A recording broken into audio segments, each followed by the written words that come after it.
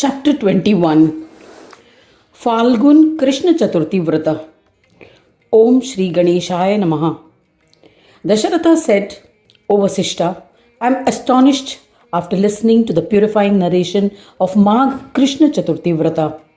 O merciful one, please narrate the legend of Sankashti Chaturthi that falls in the Krishna Paksha of Phalgun month. Sage Vasishta narrated the legend. Ravana, a well-known and powerful grandson of Pulasthya Rishi, observed rigorous penance and as a result of boons earned by him, established his sovereignty over all three worlds. Handing over the administration of his kingdom to his ministers, the illustrious Rakshasa went to a secluded forest and meditated. Following the path of Jnana Yoga, he meditated on the Supreme Brahma described in the Vedas and Upanishads. Even though a number of years passed, he did not acquire any satisfactory supreme knowledge. So he was dejected and surrendered to Shankara. At that time, Shiva sent Narada to him. The Rakshasa Ravana joined his palms in reverence. He earnestly requested the eminent yogi Narada to impart knowledge which will bestow wisdom. He said, O Swami, I have practiced austere meditation to attain knowledge.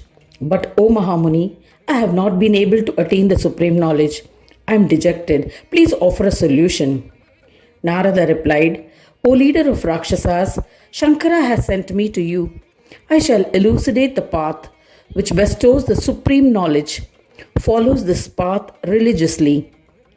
It has been said by intellectuals that the four Jagat Brahmas are the creator of difficulties in this world and the form of obstacles. For the destruction of these difficulties, observe the important Sankashti Vrata. Shakta, Saura, Vaishnava and Shaiva are the four Brahmas. When they come together, a Vyashti form, Deha or Sharira, and Samashti form, Vishwa, are formed. Hence, this entire universe is the form of Brahma. Saying this, Narada described the importance of Chaturthi Vrata. Listening to it, Ravana was delighted and said, O Lord, what is the nature of Ganadhisha? Tell me about his form, knowledge, Vrata, and the fourfold prosperity bestowed by observing his Vrata. If this Vrata is not performed, it results in destruction of all the fourfold prosperity. There is no doubt about it. This Siddhi bestowing Vrata must be observed foremost. Hearing these words, Narada was pleased and said to the mighty Ravana, O Ravana, the glory of Ganesha is indescribable because it is vast. Yet I shall describe it in brief. Listen. The word Gana is a representation of a collective. This collective is Brahma. This collective is a union of what is on the outside and on the inside. It can be explained as the external physical body and the internal soul, which is invisible. It can also be explained as any object formed from atoms and the force binding them together. The union of the body and the soul is Brahma and is represented by the syllable Ga. The invisible power which brings about Ayoga and Sayoga is represented by the syllable Na. The Swami who facilitates the union of these forms is Ganesha. He is acclaimed by all in this entire universe. Worship him wholeheartedly as ordained and you will attain peace.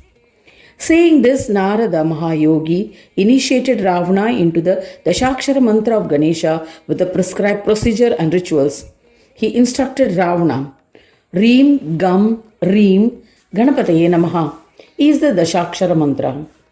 Narada also cautioned him, if you forsake this mantra, your buddhi will be corrupt.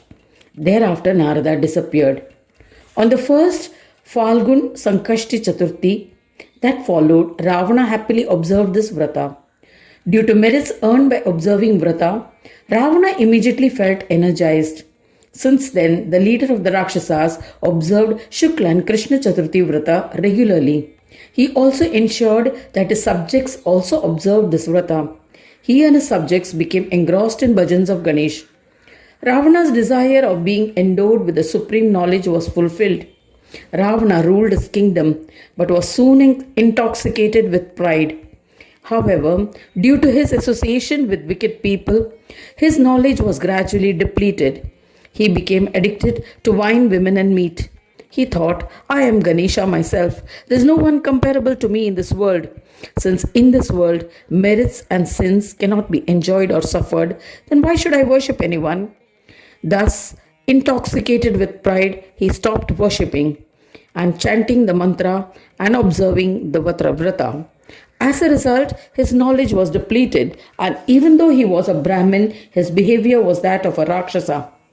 He liked the destruction of dharma. He interrupted and stopped the rites of yajna karmas. He committed many such sins. Sage Vasishta said to Dasharatha, as a result of this, your son Rama killed the Rakshas Ravana and his family in an instant. Dasharatha asked Sage Vasishta, I do not understand this enigma, as I do not have a son and Ravana is still alive. Vasishta preached the knowledge that would eliminate his confusion. In every kalpa, 4,320 million human years, and considered to be the length of a single cycle of the cosmos or a day of Brahma from creation to dissolution, Lord Rama is born as your son, and with the prowess attained by being a Ganapatya, he kills the valiant Ravana. Now listen to one more legend about the importance of Sankashti Vrata of the month of Phalguna, which destroys all sins and bestows enjoyment and liberation. In the state of Maharashtra, there was a Brahmin who was a grave sinner. Forsaking all virtues of a Brahmin, he was indulgent with a Chandala, woman of the lowest and most despised of mixed tribes. He begot a son and a daughter from her, and they also indulged in alcohol and consumed meat. Sometimes, to satisfy his greed, he would go to the forest and kill human beings. He was also a womanizer. Once, on the Tithi of Phalgun Krishna Paksha Chaturthi, the wicked one was hiding in a mountain cave waiting for some travelers. On that day, a king arrived in the forest along with his fourfold army consisting of elephants, cavalry, chariots, and infantry. Terrified of them, the lowly Brahmin hid in a cave without eating or drinking. Unknowingly, he had observed the Vrata. The army was on its way to wage a war. It took the whole day for the entire army to cross that jungle. Finally, when they all had moved out, he fearlessly came out of his hiding and returned home. At moonrise, he reached home hungry and tired. He ate food with his sons and retired for the night. At night, a snake bit him and the evil Brahmin died. After his death, Ganesh Dutas took him to Swanandaloka. Seeing Vigneshwara, he merged with the divine and attained liberation. One is benefited by freedom from obstacles even when this vrata is done in ignorance and without the customary rituals. A lowly sinner attained emancipation. What can be said about the intellectual ones who observe it? In this way, many fortunate people attain union with the Supreme Brahma and liberation by observing this vrata knowingly or unknowingly. If I were to narrate the legends, several hundred years would not be sufficient. O King, hence I have narrated this glory in brief. Anyone who reads or listens to this legend of the glory of the Phalgun Krishna Paksha Chaturthi Vrata will be blessed with fulfillment of all desires. Thus ends the 21st chapter titled Phalgun Krishna Chaturthi Vrata in the 4th Khanda of the Purana Upanishad, Sriman Mudgal Puran, describing the legends of Gajanana. Dedicated to Sri Gajanana. End of chapter 21.